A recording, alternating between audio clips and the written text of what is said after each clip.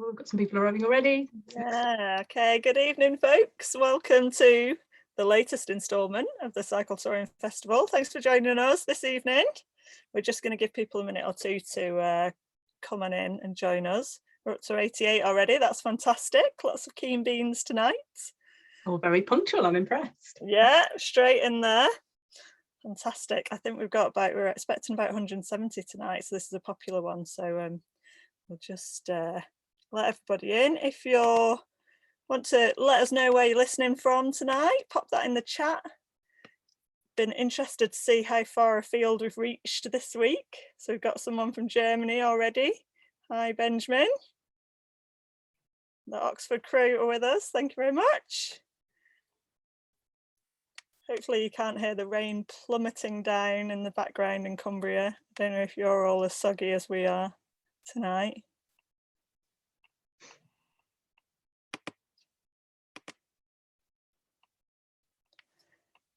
There we go.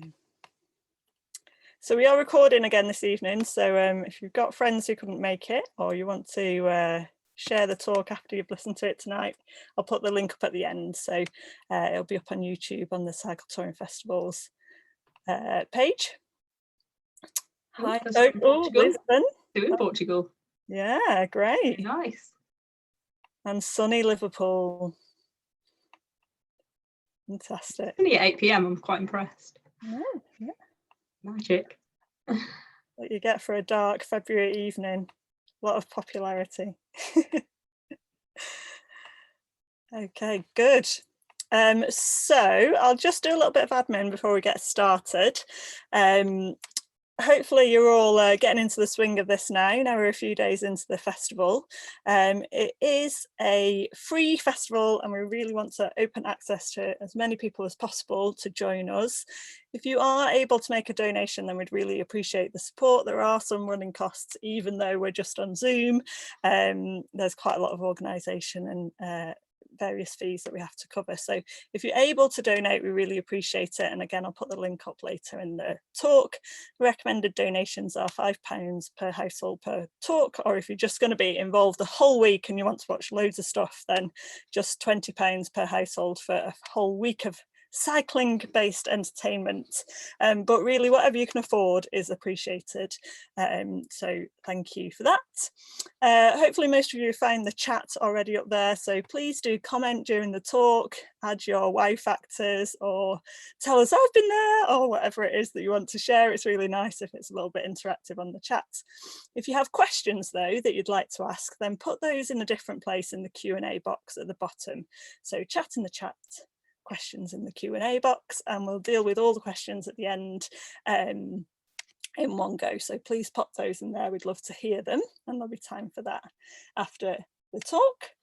And I think that's all the admin. So I'm just going to introduce our talker for this evening. This is Sophie. Sophie was one of our most popular talks last year, so she's back by popular demand. She was talking about the King Alfred's Way last year, and that's been a really well watched video on our YouTube channel. So hopefully tonight will be just as fascinating and interesting for you all. She's going to be talking about the West Kernow Way today. And Sophie's day job, she's one of our lucky people who gets to talk and do cycling all day long. She works for Cycling UK, so mainly focusing on off-road provision with them, and she's had all sorts of adventures. She was telling me earlier about her trip up to cycling up from Brighton to Glasgow for COP26 this year. So, well, last year now, isn't it? But yeah, lots of adventures, but focusing on this new West Kernow Way for us tonight. So over to you, Sophie, and thank you so much for joining us tonight. I'm going to turn myself off. And thank you very much, Nancy. We'll let you disappear. Don't have to be on the screen the whole time. Yeah, thank you everyone for joining, and going to find out a bit more about the West Kernow Way. So as Nancy mentioned, I'm Sophie, I'm from Cycling UK. I'm sure a lot of you will probably be aware of us, or maybe already members, because we used to be known as the Cyclist Touring Club. So we're quite keen on touring and all types of cycling adventures. But we're also the UK cycling charity, and we're all about making the world better by getting more people cycling, which I'm sure everyone here can agree is a pretty good thing. So I'm going to be talking about a route that we launched last autumn called the West Kernow Way, which is a sort of figure-of-8 route around the tip of West Cornwall. We call it a bikepacking adventure trail because it's got a bit of a mix of terrain. So I'll sort of introduce the background to the route and how it came about. I'll take you on a virtual journey around it for half an hour or so, and then we'll have lots of questions at the end. So I will just get some nice visuals up because then you won't have to look at my face on a large screen the entire time. Sure, you'd rather have some nice pictures. Oops.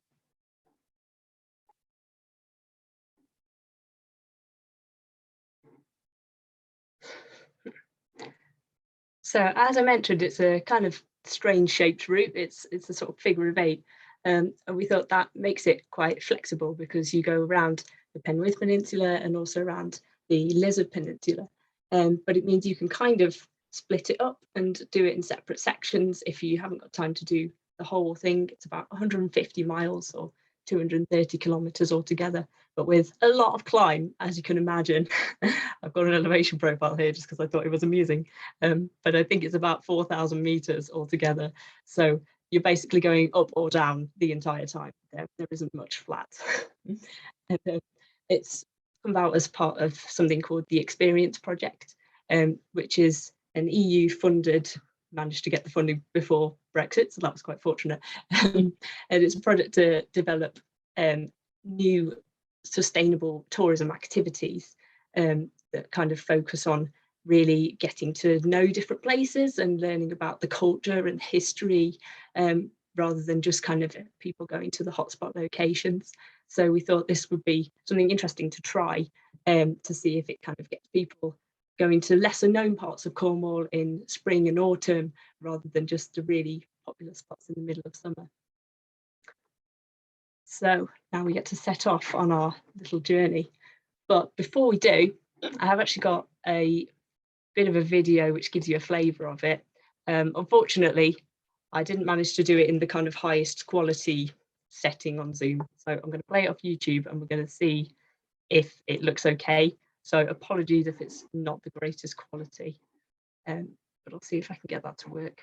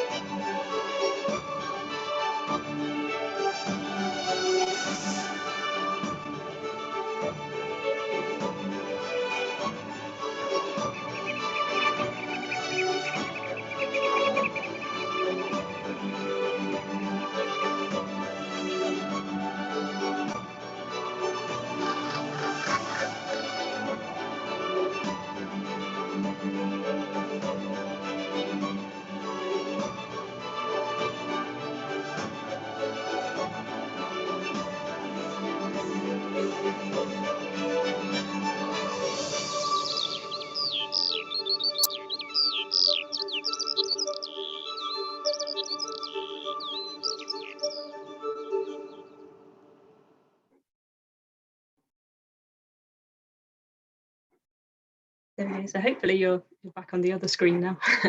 Try not to get confused by sharing different ones.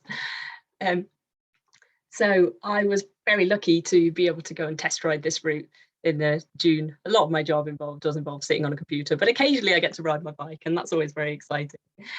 So we all went down to Mên-an-Tol with one of my colleagues, Sam, and a few cycling journalists. to give the route a go and see how it was. So you set off from Penzance, which it was quite exciting when we did it last year because they were kind of gearing up to have a stage of the Tour of Britain going through. So they had all these nice flags up with bikes on and things. Kind of, we could pretend that we were, setting off for the Tour of Britain, even though we weren't going quite that far. And you sort of start off and it's deceptively smooth and easy because you're doing a nice kind of flat bit around the coast on the National Cycle Network route around to the lovely little village of Mên-an-Tol. And then just as you're thinking, oh, this is all very nice and charming, you get a brutal hill straight out. You can see it as you go into the village. And then you're like, oh yeah, okay, now the climbs begin. But it's immediately into this sort of network of little lanes, and you can really see the different kind of microclimate that West Cornwall has, with all this subtropical vegetation, these different ferns and amazing flowers and things. So we were quite lucky because we had Rob Penn, the journalist, the author and journalist with us, who's quite into sort of different types of plants and ecology. So he was a wealth of information as we were going around about all these things he kept spotting, which was really nice. And as you continue around the coast a bit, you get to West Kernow and the Minack Theatre, which, if you haven't heard of it, is quite amazing. It's a stunning theatre just built straight into the cliffs, which was mainly the work of kind of one woman who lived at the top of the hill, and just decided that she wanted to create this thing and painted all these designs on the benches by hand, and was getting her friends and the other people around to help her lug stones up from the beach. It's an amazing story, really. And if you get the chance that it works out, that you can stay there for an evening and see a show there. I saw one a few years ago, and it's just spectacular with the clothes. You can hear the waves crashing against the rocks in the background, and the light starts to get dark. It's brilliant. And then a destination that will be familiar to quite a lot of us is getting around to Land's End. So you have to kind of remember as you're leaving it to project the steely-eyed determination of someone who's setting off to ride across the country rather than just doing a little figure of 8 around Cornwall. But you can pretend and get the points for it. And this was a really lovely section, actually, because it's kind of, there's quite a few kind of roads and lanes for the first section, and then as you're going away from Land's End and then round towards Cape Cornwall, you start getting onto the kind of more off-roady gravel tracks. Yeah, and this descent is quite an interesting one that you've got to keep your wits about you, because it's all right for this top bit and then it gets a little bit more loose towards the bottom.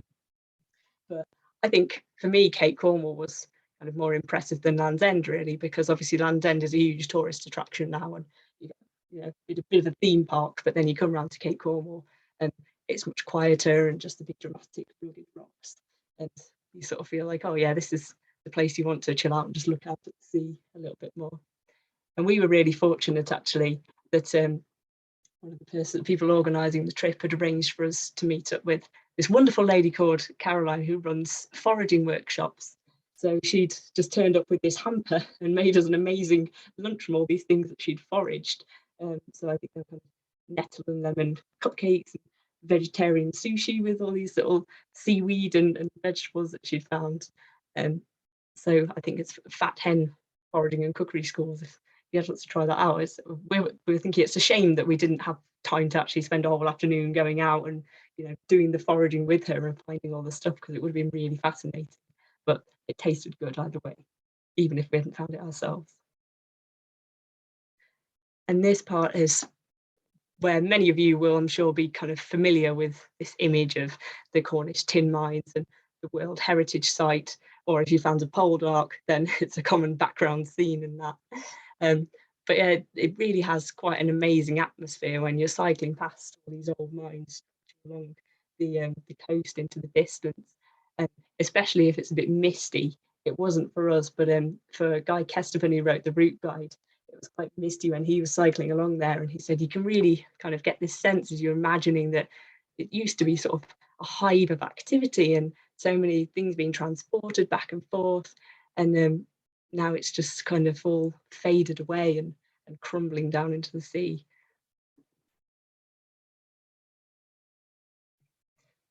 And that part is because it's the World Heritage Site and all this historical area. you still get quite a few people around there. But then we found that when we started heading inland and going across the moors, it's just a complete contrast, because it suddenly feels really isolated. You don't see anybody else at all. And you can just see this kind of long gravel track just stretching off into the distance. And this is actually a really interesting one, because this part is now known as the Tinners Way. It used to be called the Old St Ives Road. And you might have spotted in the video that we kind of say this is made up of bridleways and quiet roads and lost ways, which, if you've heard anything about the Ramblers campaign, that might be a term that you've heard of before. But if you haven't, it's a term for routes that used to be historic highways, historic roads, and have since kind of been erased or recorded incorrectly on modern maps. So you can see this Old St Ives Road, this Tinners Way, marked on maps as far back as 1699 as one long continuous route. But then gradually you kind of look at the maps as they get more and more into the modern era, and it kind of gets a little bit less clear, or it's not quite all joined up. And now on the modern Ordnance Survey map, you see parts of it are a public footpath, or parts of it are just a kind of unclassified track. So that's why, as part of this route, we've submitted an application for it to be recorded as one continuous right of way, as a restricted byway, so that it can once again be open to the horses and carts that would have historically travelled along it, and by extension also cyclists now doing that journey. But it's quite an amazing route. You can really imagine all these journeys that would have gone along it as it stretches off across the moors. And that's partly because of all these, amazing historic monuments that there are, different Neolithic stones and then archaeological formations. So there's this one called Mên-an-Tol, which translates as the stone with the hole. So it's quite a descriptive name. And there's another set of stones called the Nine Maidens, which are there just kind of right next to where you're cycling past. So you get sort of transported back to the Bronze Age, and then you're kind of carrying on, thinking at some point you're going to get back into the modern day. But before that, there's a couple of interesting optional diversions on the route that you could choose to do. So you can carry on those kind of similar gravel tracks. It gets a little bit more sort of narrow, single tracky, but not too much. Or you can go to Wulfracoit, which is another kind of really interesting historical archaeological mound, but it is a bit sort of adventurous, shall we say, and not entirely rideable. So I like including this photo just to kind of make people aware that there may be a little bit of taking your bike for a walk in some parts of this route, if you're up for the challenge and want to do those options. But then as you carry on, you've crossed the Penwith Peninsula, and then we come back to the coast. And there's an amazing coast road as you go above Botallack, where you can just see the whole coastline all the way around to Lizard Point, and then you just swoop down into the harbour of Botallack, which is very pretty and was a lovely place to stop and have the biggest pasties I've ever seen in my life. But they were very handy to fuel us up for the next part of the journey. And there's a lot of great food around this route. Obviously, you've got pasties, you've got ice cream teas, although you've got to do it the Cornish way rather than the Devon way. And I'll let you argue in the chat about which is what is correct and which is the best way to do it. But then we had time to digest those enormous pasties, because we weren't exactly getting straight back on the bikes to ride really fast. So here, there is an option where you could go on the gravel track through the woods around the Low, which is the largest freshwater lake in Cornwall. And it's got a lovely gravel track that goes round to Helston, all the way around the edge. Or you can take the shortcut that goes across the Low Bar, which is this big wide sand bar. And it kind of looks like a really beautiful place to stop and go for a swim. It's lovely blue sea, but there's all these signs saying you don't do that because the currents are really strong. So we ended up just thinking, okay, well, just have to get across. But it's quite tricky even to push a bike when it's deep, thick sand like that. But it's one of those moments where you can see the other edge. It feels like it's just receding into the distance the more you walk towards it. So quite slow progress, but it feels like a very satisfying adventure when you got to the other end. So as we carried on further down, you then get into another different environment around the Lizard, which is a national nature reserve. And it's just a really beautiful, kind of tranquil, peaceful area. And this is kind of an interesting aspect of how the route was put together, because a lot of it was just kind of looking at the map and joining together bridleways and byways and quiet roads and places that looked interesting. And again, with some of these lost way sections that we'd researched and decided that, yeah, there is good evidence that this should actually be a through route and a complete right of way.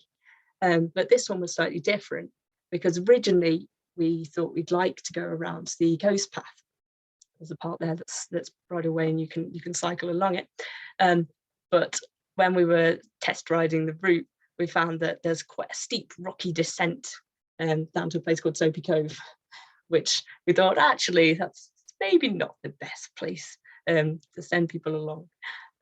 So we ended up actually working with the National Trust and Natural England to try and find the most resilient route across the nature reserve, so that rather than going on kind of the softer areas, which might be eroded or might disturb ground nesting birds, we could stick to the sort of more hard surface gravel.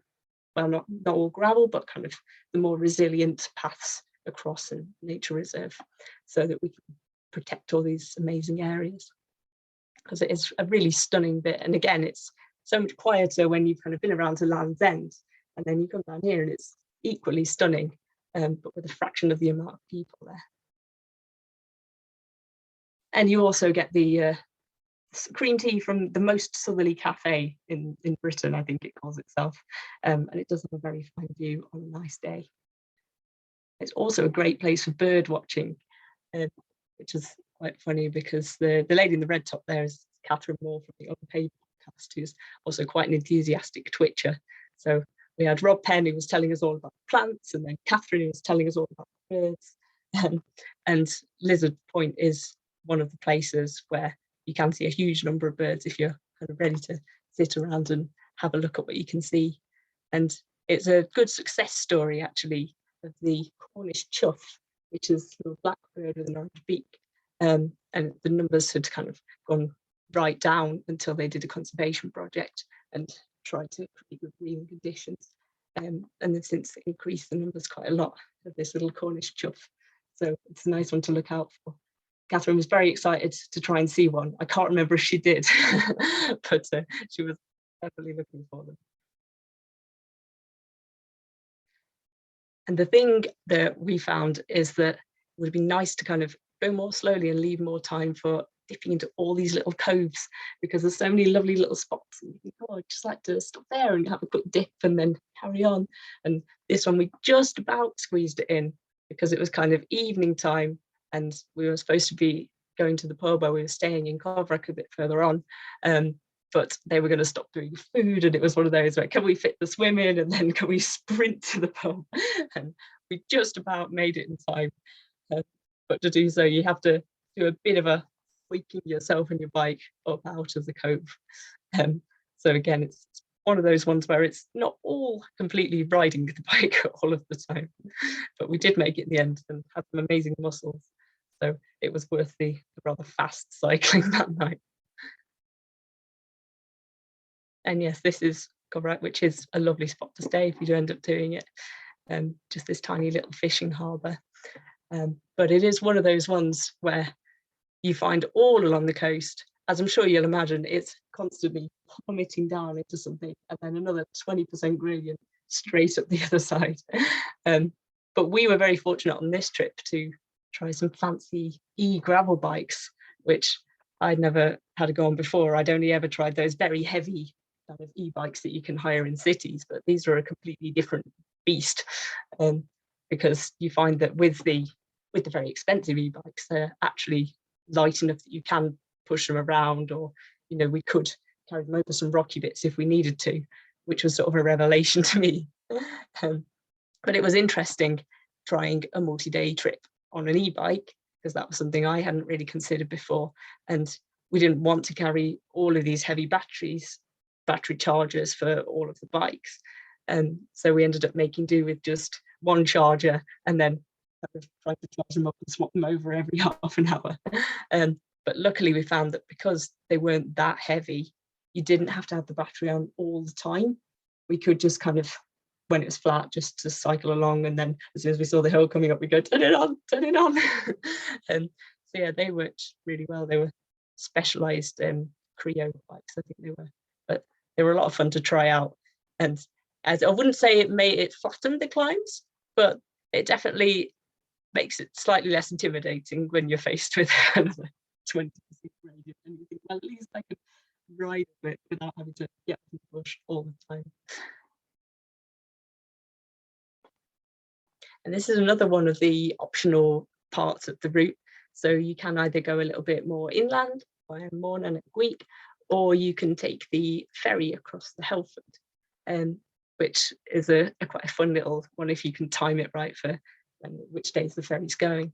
And it was quite an interesting squeeze trying to get bikes and people into this little boat, because we managed sort of 3 people and bikes in, I think, and then they had to come back and get us. And it felt a bit wobbly, but the ferryman kind of cheerfully reassured us that he's never managed to tip it over, despite trying on purpose a few times. We weren't quite sure whether that was reassuring or not, but we made it to the other side and it was all fine.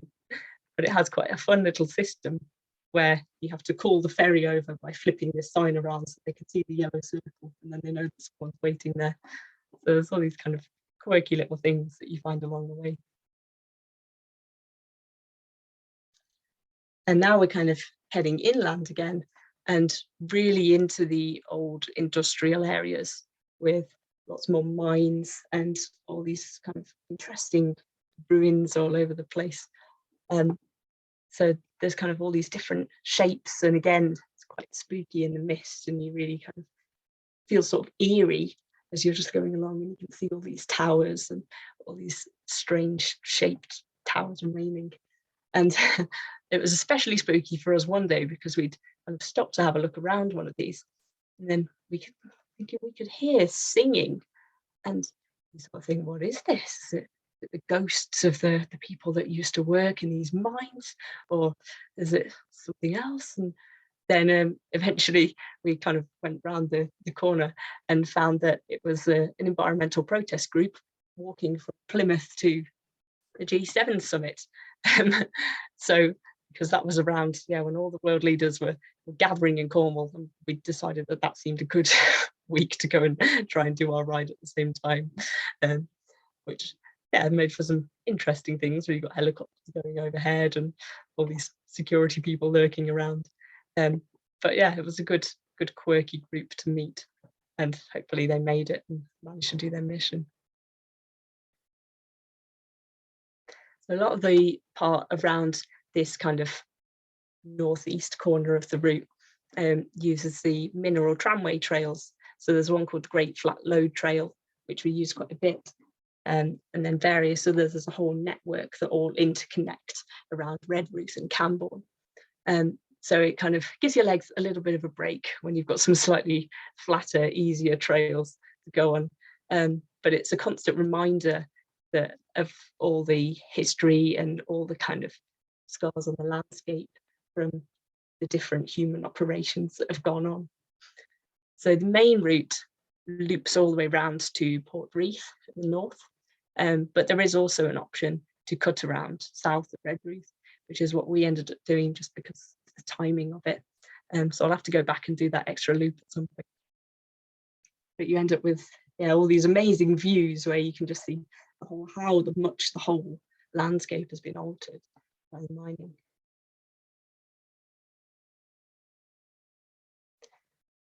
And there's, I think that really spectacularly seen at Calm Brae, just south of Redruth, which this is the view on a nice day, which Guy Kesterman test rode it separately before he wrote the guidebook. He saw it like this, and we saw it more like this. We couldn't see anything at all, but it did make Calm Brae Castle look quite cool. which I believe dates back to the 14th century, parts of it. It's been redone since. But you can't really see it in that photo, but it's built in a really interesting way where there are some huge boulders and it's just kind of built on top of them on one side. So it's like 1/4 really lumpy blocks and then 3/4 actually a stone castle.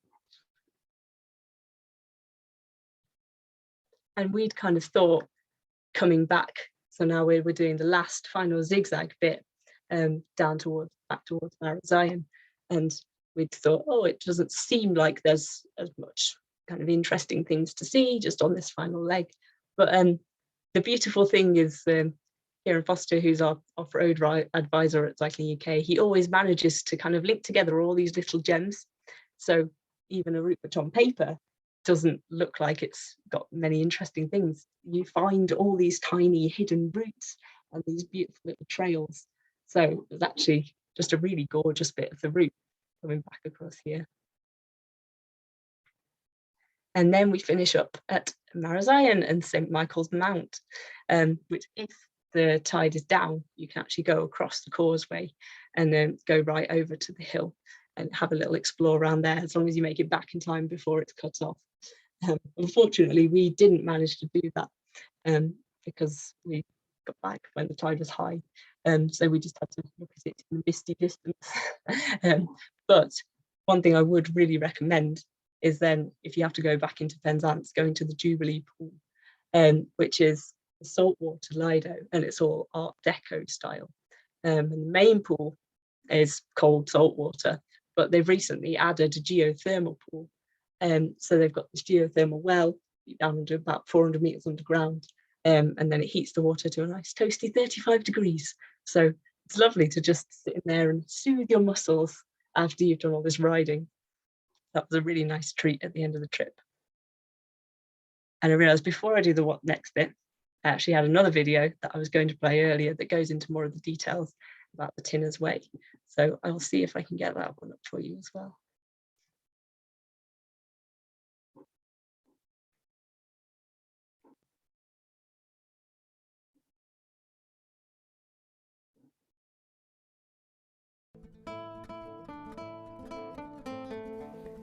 This is the Tinner's Way, an ancient trackway in West Cornwall. It's been used for thousands of years by pilgrims journeying to holy sites or traders on their way to market. It's one of hundreds of historic tracks that used to be the highways of Britain. However, as our roads network evolved and new roads are built, some of these old ways have been forgotten. Some have been wrongly designated as footpaths, while others have disappeared completely from modern maps. But the public's right to ride on them still exists. It hasn't been erased because they've been marked incorrectly on a map. And these ancient routes, which used to be used by horses and carts, could form crucial links in our fragmented rights of way network. Right now, only 22% of the network in England is open to cyclists and horse riders, and routes often don't link up. Sometimes they just change from a bridleway to a footpath for no obvious reason. The problem is that even if applications are made to restore these lost ways to their rightful status, confirming them is a long process. Most councils have a backlog that could take up to 15 years to clear. When it takes so long to correct past errors, it's clear our rights of way system just isn't working. It's just not practical to wait 15 years for a label to be changed on a route that has a clear historic precedent. That's why we've included some of these sections, like the Tinner's Way, on our new trail, the West Kernow Way. Making it easier for people to get out on a bike and be active would have huge benefits, both for public health and for the rural tourism economy. But right now, we're missing the opportunities that already exist on the ground. And there's a real urgency to this, because after the deadline of 2026, no more lost ways applications will be considered by councils. It's clear we need to simplify the system for upgrading rights of way. If you want to get involved with improving off-road access for cycling in your area, have a look at the campaigning resources on our website and join Cycling UK to strengthen our voice.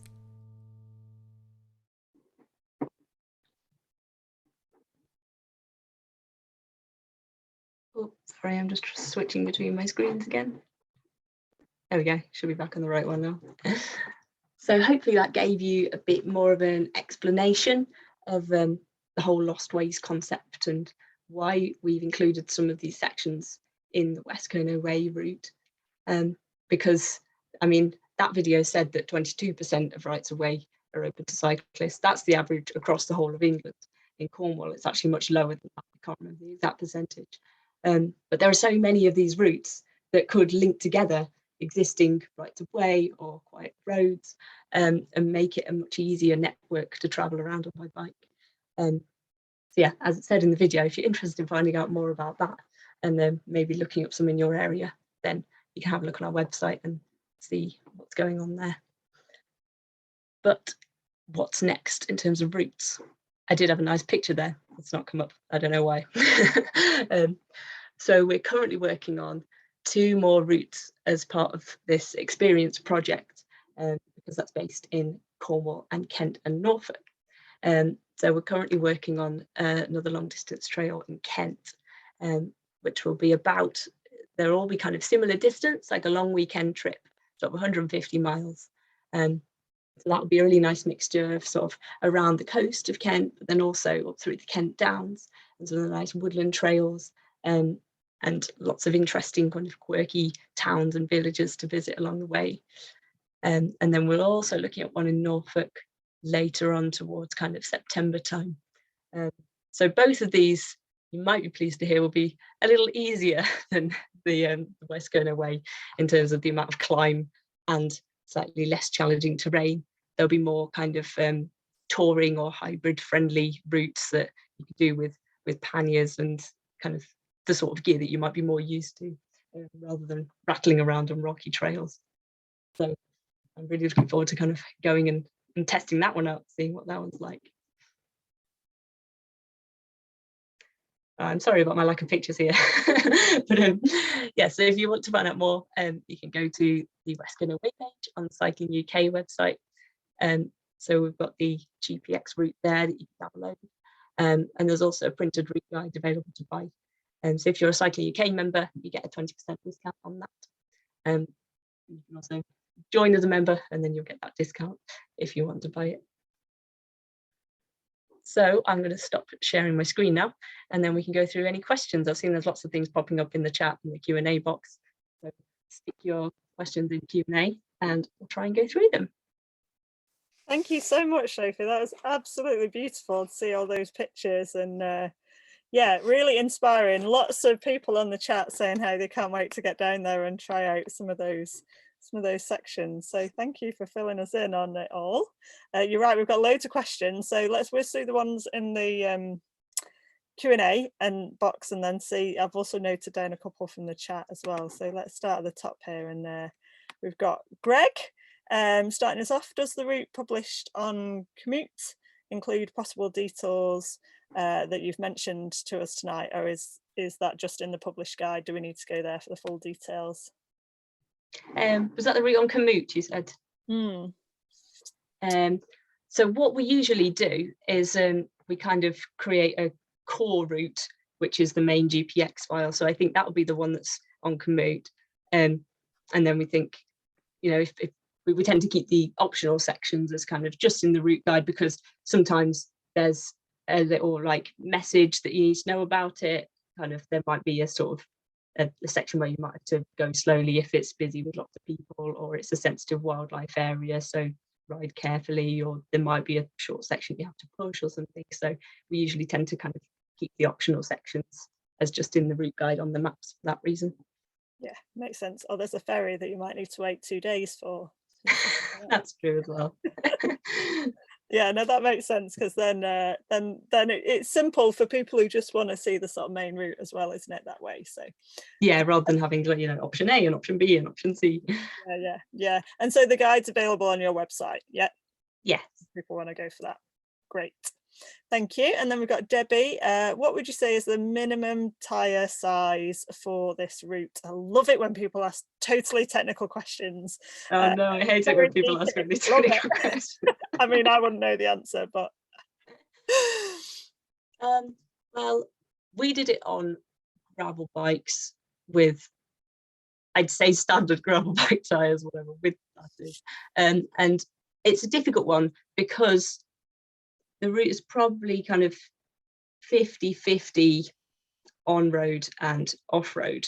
So you think, well, I don't want too much of a thick mountain bike tyre, but then you kind of have to accept that there are a couple of more rocky off-road sections where I was thinking, oh, I'd prefer my mountain bike on this. You know, these tyres don't quite feel thick enough. So yeah, it's always a compromise. But yeah, I'd say kind of nothing going on to the more road tyre end of the spectrum, because it will just be a little too rough and bumpy, or it can get quite muddy on the moorland sections. Yeah, something with a little bit of knobble. It's always better to be slow on the roads than falling off on the, the muddy bits, I think. Good point. Like choice. I'd rather be slow on the roads. Right, no doubt there'll be endless debate on that. I see you put a Facebook group up, so I guess if you've got really geeky questions, you could go and join the West Kernow Way Facebook group, and there'll be all sorts of people telling you exactly what tyres you need, I'm sure. I've just found a better answer to a better geeky answer to that question. Okay. So we've also got an FAQ page which I'll share. Okay, great. But I see that Guy Kesterville said that a gravel bike with 35mm or wider all-terrain tyres is the optimum choice in dry weather, but it can get a lot more muddy in wet weather, so you probably want thicker tyres. Yeah, depends on the time of year, I guess, as well, doesn't it? Yeah, and how much mud you're getting. Yeah, it really does. Okay, we've got Joe. Is the route waymarked and easy to follow, or do you need to take your own navigation system? No, it's not waymarked. There are a few little bits where you're either on an NCN route or you're on the mining trails, so some little bits are signposted, but no, the best way is to do it with a GPX file, either with a GPS or with a phone, or kind of with the printed maps with it marked on. Yeah, cool. Andrew Sykes, evening Andrew, nice to see you joining us again. His question is, where does the name come from? Oh yeah, I forgot to mention this. Well, West Kernow is Cornish for West Cornwall, so we thought that kind of seemed quite appropriate as a nod to the proud Cornish heritage and the language. And yes, I did end up learning quite a few Cornish words actually when I was looking into, like, what does this mean, and what does Mên-an-Tol mean, and what does this place name mean? And yeah, you kind of go down this whole little rabbit hole of finding out what all these place names mean. Oh, brilliant. Oh, well, I didn't know that. So that's good name. I like it. Okay, Paul. I haven't seen any bikes with traditional rear panniers, and most cyclists are travelling fairly light. What's your advice for packing the essentials for a tour like this? So you did this as a bike packing trip rather than a sort of traditional tour with panniers. So yeah, a bit more minimalist.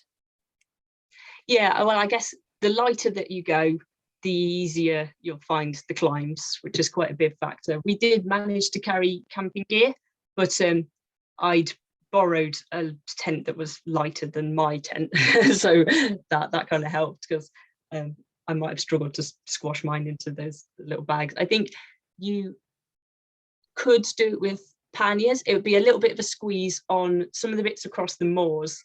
It gets quite narrow with like bushes either side, so you might get a little bit stuck on some of those bits. And I suppose you'd have to just keep checking and tightening your bolts. They haven't stopped rattling loose on some of the bits, but most of the rest of it, I reckon, would be doable with panniers. Okay, great. Yeah, and again, there's quite a lot of kit chat on our Facebook group as well for the Cycle Touring Festival. People trying out bikepacking for the first time, so there's lots of advice and things like that on there as well. Right, where are we down to? Polly, how do your routes compare to each other? I did section 1 of the Great North Trail last year, and it was so much fun, but quite challenging. Do you have any kind of grading system or for how challenging they might be? Yeah, so we've tried to kind of grade them in the route guide using the standard sort of forestry mountain biking grading system. So you have the green as kind of easy trails, and then blue as sort of single tracky but not too hard, and then red starts getting harder. And it becomes quite complicated once you start integrating things, because you think, oh well, you know, this could be 10 miles, that's fine, but a 100-meter bit that's quite tricky. So like, how do you categorize that? But we try to give an idea and sort of in the description bit. So I would say, in terms of comparing them, I think the Great North Trail, the Pennine Bridle Way part of it is probably the hardest section. I haven't done the whole of the Great North Trail, but that's what I've heard from people, that then kind of the northern half is technically easier. Having done both King Alfred's Way and the West Kernow Way, I'd say West Kernow Way has short sections that are more technically challenging than King Alfred's Way, but they're short enough that it's not a big problem if you think, oh, I don't feel quite comfortable on this. I ended up getting off and pushing for a few bits, and it's fine. In terms of the climbs, it's physically more demanding than King Alfred's Way. King Alfred's Way has the same amount of climb but spread over more miles, so it's not quite as steep up and down. Yeah, I guess that's why, but getting the guide rather than just the GPX file is going to help if you're worried about how challenging it's going to be. It's going to give you a bit more detail on that. Yeah, there's quite a lot of information on the website, but the guide has the most detailed about that. Okay, next, what lessons have been learned from the planning of the West Kernow Way? Interesting question. That is a good question. I think it's been important to show that we are receptive to kind of wanting to work with land managers in, you know, where it is an ecologically sensitive area like the Lizard, and kind of coming through and proposing various options and say, we'd really like to be able to take people to the Lizard, but without riding on the main road in it. You know, we've thought of this and this and this, and what do you think is the best option? And it might not actually be the sort of legally rideable option, which is quite funny, because in this instance there was a bridle way that went through the kind of more wildlife sensitive area, and they said, actually, can you ride on the footpath, because that's a less sensitive area. So it kind of illustrates how some cases what's on the ground doesn't really reflect the actual right-of-way status of the route. Yeah, and I guess like you said in that video, like the rights of way just aren't quickly adaptable enough to factor things like that in. Like if it's going to take 15 years to establish or re-establish a right of way, that's not going to be responsive enough for the ecology of the area, is it? So it's great that you were able to get that input and I guess partnership going with those. Yeah, and that's the decision that we had to make on some of the lost way sections, because we thought, well, otherwise, we would have to wait decades to be able to put this route together, because it just doesn't link up properly. Otherwise, you end up on sort of one bit of busy road or something, or just on a dead end that you can't connect. So you think, well, do we wait 20 years to do it, or do we just say, well, if we've assessed it on the ground and we think that it's fine and there's enough historic evidence that there's already a right to ride on it, and there's a justification for including it. Yeah, brilliant. Right, next, Alan. Okay, so this is a question about Cycling UK more generally. Do you fundraise via selling paper maps? I try to buy paper maps as much as possible. Is that a source of income for Cycling UK? Well, this route is a bit different to previous routes that we've done, because it's part of this EU funded project. So we've kind of got the funding to produce those. We haven't been able to do separate kind of fold out maps that are separate to the guidebook, just for reasons of kind of scale and trying to figure out how to fit it all on one map. West Kernow Way would probably be the easiest one, because it almost fits on one OSC, whereas King Alfred's Way is about 4 different OSCs. It's just too big to be practical, really. Yes. Fair enough. Yeah, okay. We've had a few questions about the e-bikes. So firstly, you weren't on the e-bikes the whole time. Was that just for a short section, or was it all of your trip? No, we were actually. So we did it in 3 days, and apparently when they'd picked them up from the shop, they said, oh, we want to do this 150-mile route, and the guy at Specialized said, oh yeah, the range will last you the whole time. Which I was very skeptical of. I thought, no, definitely not. Maybe, you know, if you're very light on a completely flat route with no headwinds, carrying no luggage, maybe. But they do have very good battery life on them, actually, because I think the first day we were all quite excited about it, so we used it quite a lot. And then we realised we were like 2/3 of the battery down. So then the next day we tried to only turn it on the climbs and then turn it off the rest of the time. So yeah, it lasted 2 days, and then the second night we were camping at the youth hostel in Cornwall, so we could charge them there. So yeah, we just had to kind of keep swapping over every hour or so and charging them. But yeah, I was very impressed that they lasted 2 days with that many climbs, really. But it definitely helps. I know a lot of people have e-bikes that you can't really ride without the power on because they're very heavy. So yeah, that would make it more difficult. Okay, and where did you rent them from? I think we got lucky because someone had a contact at Specialized, so they were kind of we said, they'll be in the photos, and they were like, oh, all right, then a bit of promo. Yeah, one of those. Okay. But there are quite a few places that do hire the mountain bikes at least. Yeah. So various. Great. We're down to Mark's question. So you've already said you did it in 3 days, and you were camping overnights. Yes, yeah. So one was camping, and the other one was kind of glamping at the huts at the youth hostel. I think if I'd probably want to do it in 4 days, I reckon. Yeah. Just so, like I mentioned, with all these lovely little kind of beaches and places you want to explore and stuff. And I think I'd want to do shorter days if we didn't have the e-bike. So I reckon 4 days would probably be optimum. I love the idea of a sprint finish to the pub, though. Like quick swim, sprint finish to a pub tea. That's my perfect day, I think. He nearly didn't let us order any food. It was like 5 to 9, and we said, "Please, come on!" Like, you don't have to beg for your dinner. Quite a lot of money for you, and he was like, "Oh, fine then." Brilliant. Okay. Is there details about places to stay in the route guide, or is it just focusing on the route? We were trying to decide whether to have a sort of detailed itinerary of, directory of places in the back of the route guide. But then once we were having a look, there are so many different options that it was going to add a whole other chapter. So what we've done instead is kind of done a table which shows each village or town that's along the way and how the distance, and then which facilities it has. So whether it has a hotel or a B&B or a hostel or a campsite, that sort of thing. But we're also working on an interactive map for our website with accredited cycle-friendly places. So that will hopefully help with a bit of planning as well, when you can see where they are along the route. And I did see on the Facebook group that Max Darkins from Rough Ride Guide has started making a map of kind of places that people have been recommending, which is great. So that's a good one to have a look at. Yeah, great. Okay, thank you. Right, we've got the quicker I ask them, the quicker they come in. So we might not get to the bottom of this list, but let's give it another 5 minutes and see how far we get. So how would it be on our 20+ kilogram e-bikes? So that's a heavier e-bike, isn't it? And some of those ascents where you had to carry your bike up looked a bit tricky for that kind of bike, but maybe that was a detour.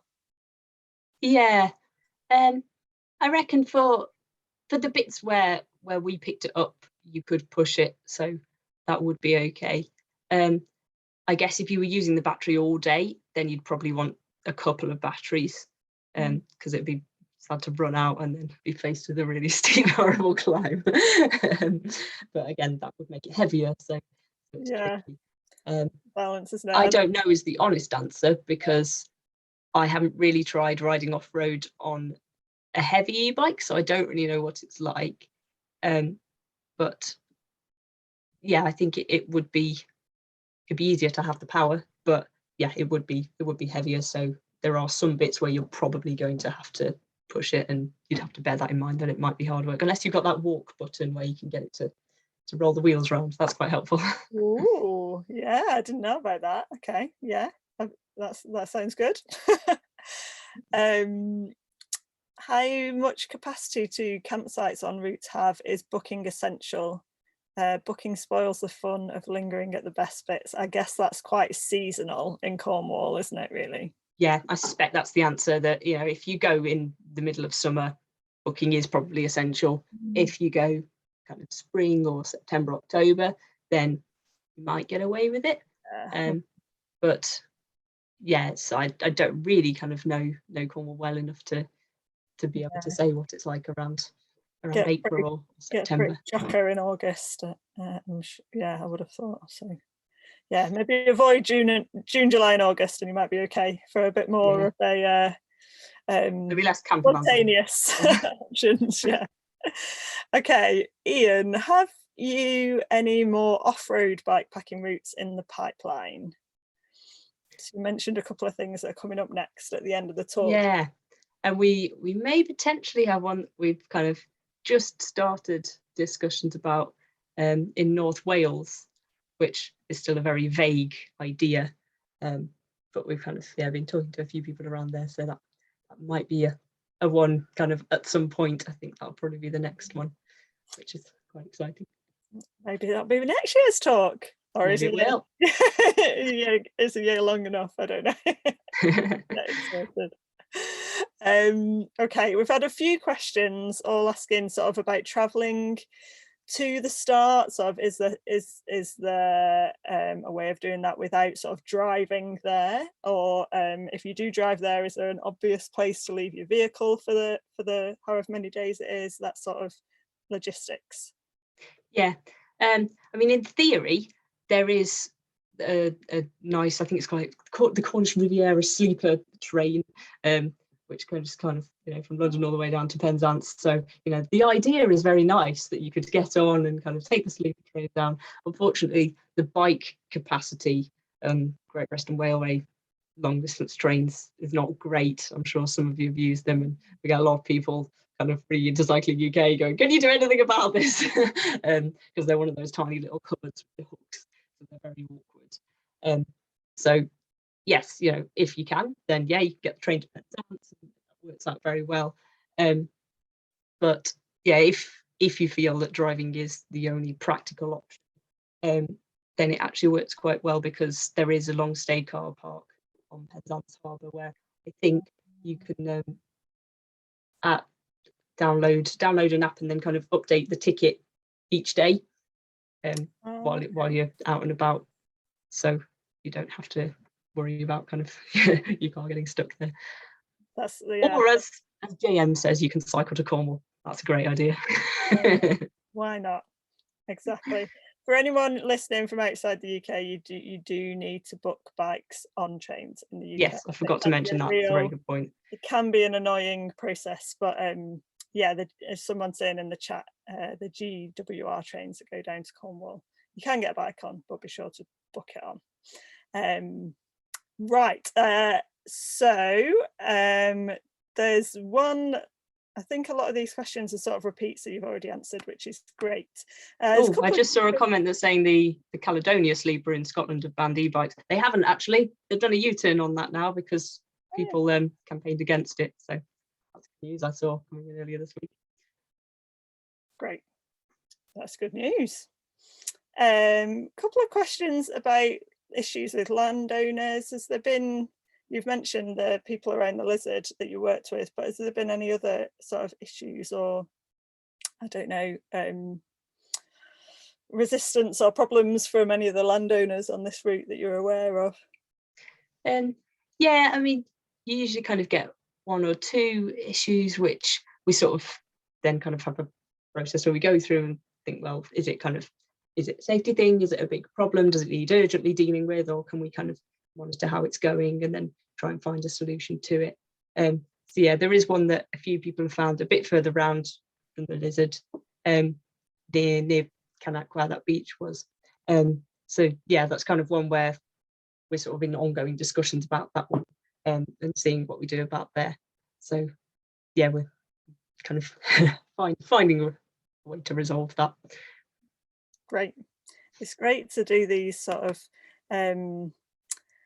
these routes where people like yourselves have put so much thought and effort into first of all, finding up, like you said, joining up all the magical places, but second of all, doing all that negotiation for the rest of us, so that, like, even if there are issues, you sort of feel like there's a group approach to solving the problem, rather than, I do a lot of outdoor swimming, and again, you sometimes get problems with landowners, and so just rather than having to feel like you're dealing with that as an individual, to feel like there is a team that have put this route together and that they're sort of trying to smooth any issues out, I find that really reassuring. So that's great. Oh, good. Yeah. Good. Right. I think I've whizzed through the rest of these questions, and I think we've answered them all. So lots of people still asking about accommodation, but as you said, there's not a lot of detail about that in the guide itself, other than sort of suggesting towns and villages where facilities will be available, but that there's more detail, did you say, on the website about accommodation? Yeah, I think they're still working on the interactive map for the Cycling UK website, so that's not quite up there yet. But I'll see if I can find and share this link to the interactive map that somebody else has created. There we go. Brilliant. So that's very helpful, and I'm sure it will be added to over time as other people find good places. Oh, sorry, that's a very long link. Yeah, and then just above that as well, the guidebook says there are 16 campsites on or near the route, but I'm not sure how many of them are in good places that you'd be able to link together. That's part of the fun though, isn't it? Doing all that research and deciding, either deciding where you're going to stay or just deciding you're going to wing it. That's all part of the fun. Yeah. Yeah. Right, I'm just going to pop up my links again right at the bottom here for anyone who hasn't clocked those higher up the chat. So there's a link, first of all, to the donations page for the festival, and second of all to our YouTube page, so that if you do want to share this talk with anyone to catch up on later, then it is being recorded and it will be up there sometime tomorrow probably. And then the Cycling UK link is on there as well, with absolute font of knowledge and advice and recommendations, and also the campaigns that we can all get involved in if you want to, are all on there. So yeah, I'll pop those up there. And then last thing is just to say a massive thank you. I've really enjoyed your chat tonight, and yeah, I'm sure everybody else has as well, and we'll look forward to seeing what you've got to share with us next year. Sophie, no pressure. Thank you very much. But, yeah, I guess I ought to do the final plug of, if you want to see us more routes like this, then we can only do it because of our 72,000 members, so come and join Cycling UK and support what we're doing. But also I did see on Saturday there's a talk about King Alfred's Way, so if you've heard that mentioned a few times and want to find out more about that, then go have a look at that one because it looks good. Yeah, brilliant. So more talks coming up 8 o'clock tomorrow, Thursday, and then the weekend is jam-packed again, including the open mic night. The famous Cycle Touring Festival open mic night will happen again on Saturday, so all the details on the website. Please continue to watch and get involved, and yeah, thank you again. Night everyone.